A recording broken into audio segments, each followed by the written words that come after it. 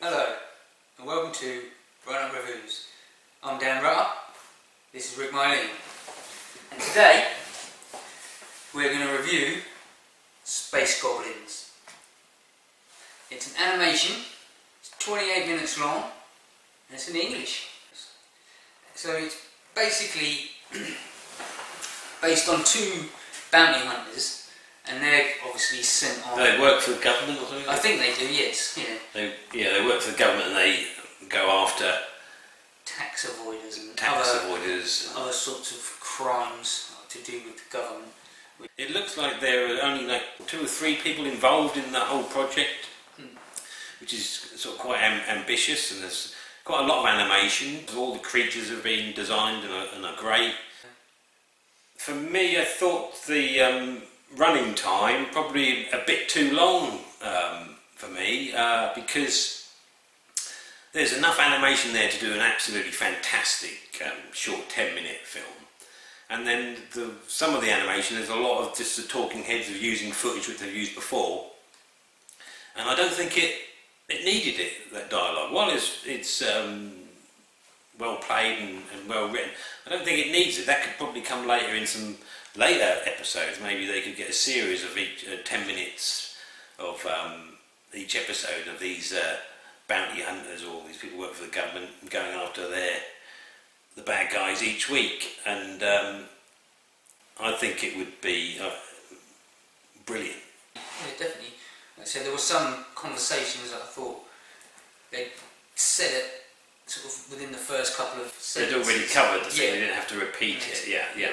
But other than that, like I say, shorter, it would have been great. Well, it was very. We did very much enjoy it. There's some great animation. I really like the Rhodes character. I thought he was funny. I think my favourite scene is probably the bar scene. The monsters in there, very Mos Eisley sort of feel to it. A couple of laugh out loud moments. I like the animation, and I think it's got that 80s feel, and I think the directors were trying to get that across, like something animation you would see in the 80s. So I think that's probably only gripe with it. We'd say it was a bit too long. Otherwise, you can't really question the animation. That the style is based on that kind of 70s, 80s sort of style, minimal movement, and so I think that's good. The music was great, and good, well-written dialogue. I think it is. I think it is well written, but because the dialogue, there's a lot of it. Some of it was unnecessary for those scenes. So while the dialogue is good, it's sometimes bigger than the animation, and I think that there's another story there they could be telling on maybe another episode and keep them short. Yeah, definitely. Or when telling a story within the thing to add animation over the storytelling. Yeah.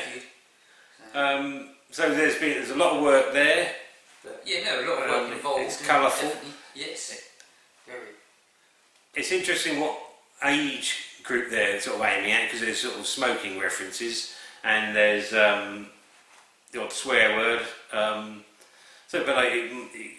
It's one that might really appeal to a younger audience rather than going for the older audience, Or you could go crank it right up to the older audience and put more drug references and more alcohol and more women. So there you go. Space Goblins. There'll be a link in the write-up underneath. We do recommend it. Give it a watch. Give it a watch. Give it